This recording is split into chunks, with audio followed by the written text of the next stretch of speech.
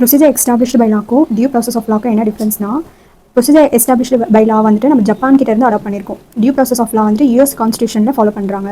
So இது ரெண்டுத்துக்கும் என்ன டிஃப்ரென்ஸ்னா, ப்ரொசீஜர் எஸ்டாப்ளிஷ் பை லானா ஒரு ப்ரொசீஜர் வந்து லாவில் சொல்லிட்டாங்க இப்படி தான் பண்ணணும்னா அது கரெக்டோ தப்போ நியாயமாக இருக்கோ இல்லையோ, ஆனால் லாவில் சொல்லிட்டாங்கன்னா அதை ஃபாலோ பண்ணாலே அது வந்து லீகல் அப்படின்ட்டு கோர்ட் சொல்லிடும். அதுதான் வந்து ப்ரொசீஜர் எஸ்டாப்ளிஷ் பை லா. அதுவே டியூ ப்ராசஸ் ஆஃப் லானா லாவில் சொல்லியிருந்தாலும் அது நியாயமானது இல்லை, அது வந்துட்டு அன்ஃபேராக இருக்குது அப்படின்னும் போது கோர்ட் வந்துட்டு இல்லை இந்த லா வந்து ஃபேர் கிடையாது அப்படின்ட்டு அந்த லாவை வந்து இன்வாலிட் பண்ணிடும். இதுதான் ப்ரொசீஜர் எஸ்டாப்ளிஷ் பை லாக்கும் டியூ ப்ராசஸ் ஆஃப் லாவுக்கும் இருக்கிற டிஃபரன்ஸ். முன்னாடி வந்து இந்தியாவில் வந்து ப்ரொசீஜர் எஸ்டாப்ளிஷ் பை லா தான் ஃபாலோ பண்ணிட்டு இருந்தாங்க. எது வரைக்கும்னா மேனகா காந்தி கேஸ் வரைக்குமே.